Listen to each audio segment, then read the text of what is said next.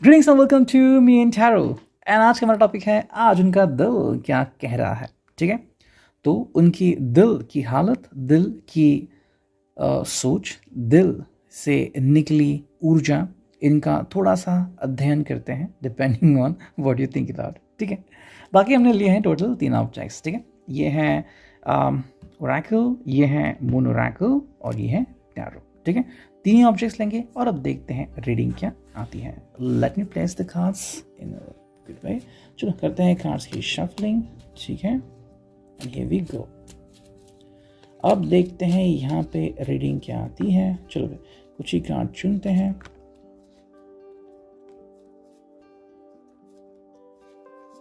Okay, चलो इतने cards आ चुके हैं और अब देखते हैं कि यहाँ पे रीडिंग हमें क्या मिलती है। ठीक है, देखो सबसे पहला कार्ड जो हमें दिख रहा है यहाँ पे वो है नाइट ऑफ पेंटिकल्स, यानी कि Taurus, Virgo and Capricorn, total earth energy, या फिर जिसे हम कह सकते हैं ये है resonating with the root energy या रूट साइन। ठीक है, जो आपका मूलाधार चक्र है आप उसको भी इससे कनेक्ट कर सकते हैं, क्योंकि जो पृथ्वी तत्व है उसके लिए रूट कनेक्शन जैसे कि लॉयल्टी हो, फिर अंडरस्टैंडिंग हो, ये बेसिक चीज़ें काफ़ी इंपॉर्टेंट होती है। अगर एक बार आपने इसके ऊपर अमल हासिल कर दिया, आपने विजय प्राप्त कर दी, तो आप धीरे धीरे अपनी कुंडलिनी जो है वो शक्ति प्राप्त कर सकते हैं one by one.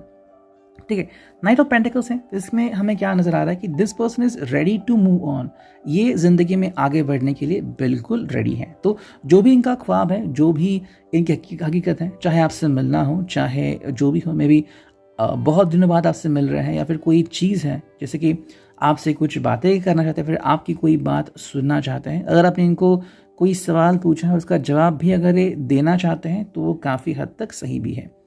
Night of pentacles का मतलब है कि देखो आई थिंक ये पर्सन रेडी है, प्रिपेयर्ड है। तो अगर आप इनको कोई सवाल पूछ रहे हो तो पहले से ही रेडी है। दूसरी बात ये आती है कि अगर आपको लग रहा है कि ये पर्सन अगर आपसे मिले या अपनी फैमिली से मिले या फिर अपने बिजनेस में आगे जाए तो हाँ कर सकता है, क्योंकि ये पर्सन तो बिल्कुल रेडी लग रहा है मुझे। सेकेंड जो कार्ड है यहाँ पे वो है 8 ऑफ सॉर्ड्स। 8 ऑफ सॉर्ड्स की एनर्जी आ चुकी है, लेकिन हमें नेक्स्ट कार्ड देखना होगा जो कि है 4 ऑफ सॉर्ड्स। ओके, तो 8 ऑफ सॉर्ड्स का मीनिंग यहाँ पे क्या आ रहा है? वेल, काफ़ी फैसिनेटिंग रीडिंग यहाँ पे आ चुकी है। ये है totally resonating with the air sign जो कि है जेमिनी, लिब्रा एंड एक्वेरियस। ठीक है, 8 ऑफ सॉर्ड्स का मतलब अभी तो जो मुझे लग रहा है आफ्टर द फर्स्ट कार्ड जो कि था night of pentacles, I think कहीं ना कहीं थोड़ी सी गलत फहमी हुई होगी, या तो आपने इस पर्सन को ऐसे समझा होगा कि इस पर्सन के हाथ में कुछ भी नहीं है, यू नो, या फिर ये पर्सन कहीं पे स्टक हो चुका है। हालांकि शायद इस पर्सन को भी आपसे यही उम्मीद थी कि आप भी कहीं पे रुके हुए थे या फिर आप भी कहीं पे स्टक है। मोस्टली जो मिसअंडरस्टैंडिंग का फैक्टर हो चुका होगा वो रिलेटेड था शायद आपके फैमिली इशू से रिलेटेड, कि किसी की फैमिली क्या कहेगी, मतलब बस सोच के ही आपने इसके बारे में आगे बढ़ना बंद कर दिया। कहीं ना कहीं ऐसा लग रहा है मुझे। सेकेंड जो कार्ड है यहाँ पे, वो सेकेंड जो बात है वो यहाँ पे नजर आ रही कि 8 ऑफ सॉर्ड्स है, मतलब इंसान जो है वो एक्चुअली आगे बढ़ सकता है लेकिन अपने ही ख्यालों में कैद होता है। ठीक है, जैसे कि देखो यहाँ पे इसके चेहरे पे आपको आंखों पे पट्टी दिख रही है, हाथ भी बंधे हुए लग रहे हैं एंड साइड से सॉर्ड्स है। हालांकि ये पर्सन वहाँ से निकल सकता है, लेकिन कहीं ना कहीं लग रहा है कि इस पर्सन ने ऐसा सोच लिया कि मैं यहाँ से निकल नहीं सकता। आमतौर पर रिश्तों में यूं ही देखा जाता है कि कोई कहता है कि नहीं भाई अब ऐसा हो गया कि हम वापस दोबारा से नहीं मिल सकते, फिर बातें नहीं होगी। तो ये एक्चुअली ये आपकी थिंकिंग होती है, कहीं ना कहीं ये थिंकिंग शायद इस पर्सन की चल रही होगी। नेक्स्ट कार्ड है यहाँ पे वो है 4 of sword. This person is actually taken rest. ये अगर हम कहें तो जैसे कि आपने पहला कार्ड देखा नाइट ऑफ पेंटिकल्स, अगर आप इनसे सवाल पूछते हैं तो ये जवाब जरूर देंगे, लेकिन अगर आपने सवाल पूछे तो ओके, कई बार क्या होता है कि लोग सवाल पूछते ही नहीं, यही बात होती है, चाहे रीज़न कोई भी हो। मे बी आपको लगा कि ये पर्सन कहीं पे अटक चुके हैं या फिर आपको कोई जवाब चाहिए, ये पर्सन आपसे बातचीत क्यों नहीं कर रहे हैं। और कुछ लोग ऐसे मिलते हैं, कुछ लोग कहते हैं कि नहीं मुझे कांटेक्ट ही नहीं करना, let him contact, let her contact. यूँ तो बातें नहीं बनती ना, है ना। आपको कोई सब्जी चाहिए, कोई फल चाहिए तो आपको जाना होगा, परचेज करना होगा, पैसे देके आपको मिलेगा। यूँ तो नहीं कि आपको घर बैठे हैं और आपके हाथ में आएगा वो फल, नहीं होगा ना। तो 4 ऑफ सॉर्ड्स की एनर्जी वही बता रही है कि आप दोनों या फिर ये पर्सन इस एनर्जी में है कि चलो भाई उनको बात नहीं करनी, ठीक है, मुझे भी अपना काम है, मुझे भी अपनी ज़िंदगी है, मैं भी कोई अकेला नहीं बैठा हूँ, ढेर सारे काम है मुझे, ठीक है। नेक्स्ट कार्ड यहाँ पे दिख रहा है वो है page of cups, then we have the lovers and then we have the ace of cups, ठीक है। देखो पेज ऑफ कप्स की एनर्जी यहाँ पे आ चुकी है एंड कहीं ना कहीं बातें ऐसी हो रही है यहाँ पे जो मुझे लग रहा है this person is waiting for somebody else, या फिर ये पर्सन फिलहाल के लिए अगर हम कहें तो अगर मतलब ये किसको अप्लाई होता है, जिनको लग रहा है कि ये जो आपका रिश्ता है वो ऑलमोस्ट ख़त्म हो चुका है, ओके। हालांकि जिनके साथ ऐसा नहीं हुआ है उनके लिए अलग रीडिंग आ रही है यहाँ पे एज पर द सिचुएशन। क्या रीडिंग है वो, अगर आप हर रोज़ मिलते हैं या फिर बस एक हफ्ते से बातचीत नहीं की है तो ये पर्सन के काफ़ी चांसेस लग रहे हैं, कैंसर स्कॉर्पियो पाइसिस की एनर्जी है, ये पर्सन आपसे जल्द ही मिलेगा, मुलाकातें होंगी, जो भी आपका गिला शिकवा होगा वो दूर हो जाएगा। हालांकि अगर आप में से किसी का रिश्ता काफ़ी सालों से बंद रही है या फिर कुछ महीनों से ये पर्सन आपसे कांटेक्ट नहीं कर रहे हैं तो चांसेस है कि ये पर्सन मूड ऑन हो चुके हैं, यानी कि ये पर्सन ने अपने लिए किसी और की तलाश शुरू कर दी है, चाहे वो फिर डेटिंग साइट पे हो या फिर कुछ और हो। नेक्स्ट कार्ड यहाँ पे वो है द लवर्स। आई थिंक इस पर्सन ने ऑलरेडी किसी को चुन लिया है, ओके। तो जो मैंने पहले कहा कि काफ़ी समय हो गया है उनके लिए रीडिंग है। अगर हम दूसरी बात करें तो ये एक्चुअली जेमिनी का साइन है, तो अगर हम आपकी बात करें कि जिनको जो अपने पर्सन को बस कुछ ही दिनों में मिलते हैं या फिर हफ्तों से मिल नहीं रहे हैं लेकिन बातचीत होती रहती है, तो हाँ ये पर्सन आपके प्यार में है।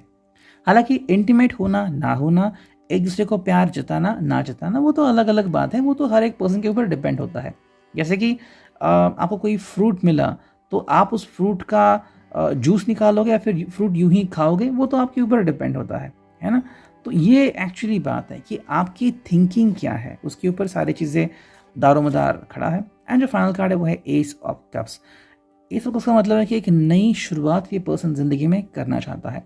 अगेन कैंसर स्कॉर्पियो पाइसिस वाली एनर्जी है, तो अगर हम आपसे ये जोड़ते हैं बात तो क्या होता है कि मान लो काफ़ी दिनों से इनके अगर दिमाग में है तो फाइनली ये आपसे कुछ चीज़ें कह सकता है कि चलो भाई अब हम यहाँ तो आ गए, कमिटमेंट दे दी है कि तो एक नई शुरुआत करते हैं। लाइक अब एक प्लान बना सकते हैं कि भाई आपको कहीं पे जाना है टुगेदर, या फिर कोई ऐसी चीज़ कर सकते हैं कि मुझे आपसे के साथ मिलकर क्या करना है, कि भाई ट्रैवलिंग पे जाना है या फिर लेट्स ट्राई समथिंग डिफरेंट, है ना।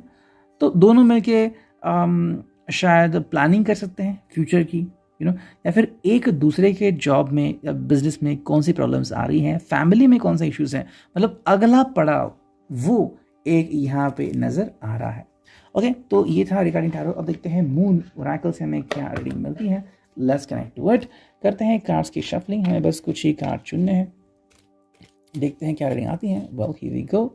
ये आ गया पहला, ये आ गया दूसरा एंड फाइनली आ गया तीसरा। 3 कार्ड लेंगे हम, 4 कार्ड नहीं लेंगे। देखते हैं रीडिंग क्या आती है।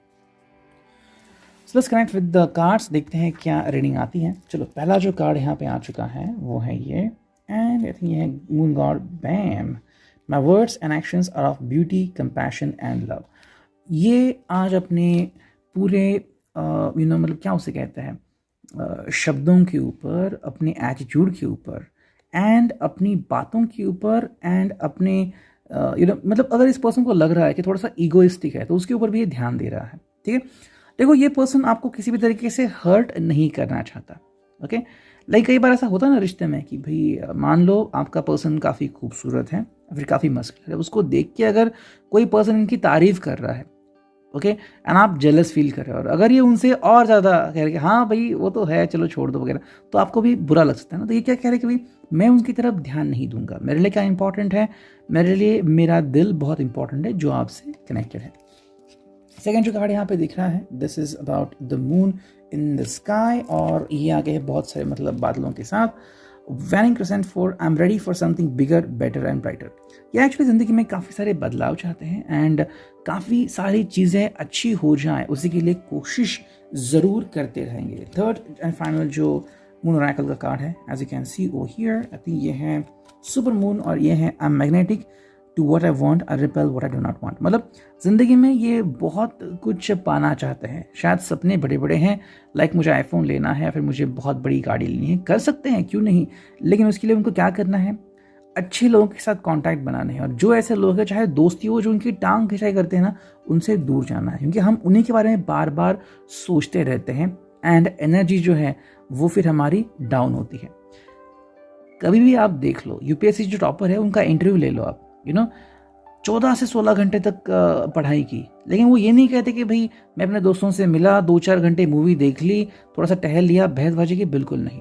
वो बस एक ही चीज़ के ऊपर फोकस करते हैं। वही चीज़ आई थिंक इस पर्सन की चल रही है। एंड देखते हैं फाइनल ओरेकल की रीडिंग यहाँ पे क्या आती है। Okay, let's get to it. देखते हैं क्या रीडिंग आती है। अब बस कुछ ही कार्ड हमें निकालने हैं। Yes, 1, 2 and 3। ठीक है, 3 कार्ड आ चुके हैं। देखते हैं यहाँ पे हमें क्या रीडिंग मिलती है। पहला जो कार्ड है वो है यूनिकॉर्न्स। यूनिकॉर्न की क्या एनर्जी यहाँ पे आ चुकी है।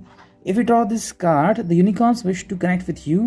Find time to be quiet, preferably out in nature. Think about them and allow them to touch you with the qualities of dignity, love, beauty and grace.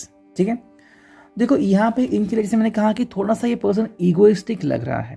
Okay, कि किसी ने इनकी तारीफ कर दी और ये पुल पे ही चढ़ गए है। होता है ना ऐसा कि लोग मतलब फंस जाते हैं कि भाई किसी ने तारीफ कर दी कि अरे यार सर आप तो इतने अच्छे हैं, थोड़ा सा इन्वेस्ट कर दो, तो हाँ करते हैं फिर, लेकिन हम ये नहीं देखते कि रिटर्न कब मिलेंगे वगैरह वगैरह। तो वो चीज़ें होती हैं।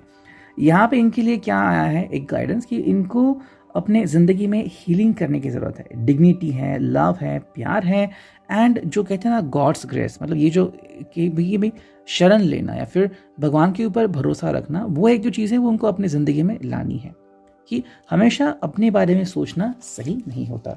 नेक्स्ट कार्ड यहाँ पे वो है बर्थ क्रिस्टल्स। तो बर्थ क्रिस्टल यहाँ पे आ चुका है, जिसका जो रीडिंग है वो है भाई, if you draw this card you are guided to strengthen your connection with home, which may mean meditating on your stellar origins.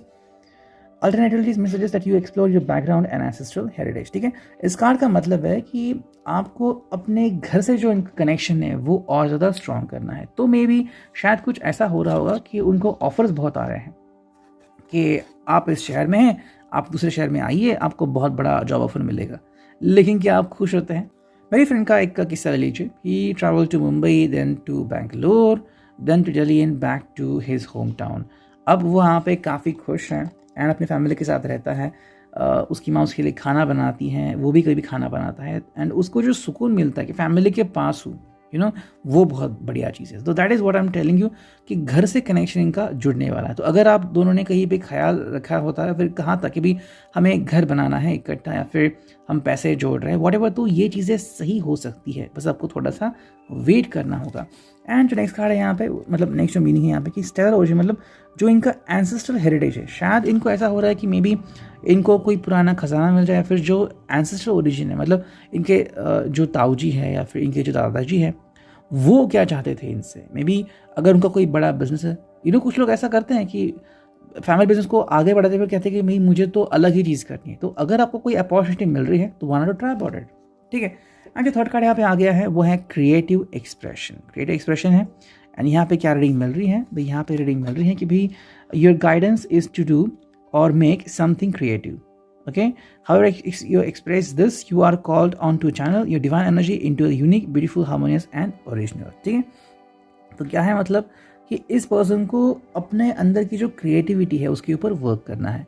जैसे मैंने कहा ना कि थोड़ा समय इनको लग रहा है किसी चीज़ को एक्सेप्ट करने में, या फिर मिसअंडरस्टैंडिंग हो चुकी है उसको क्लियर करने में, तो उसके लिए इनको क्रिएटिव बनना है।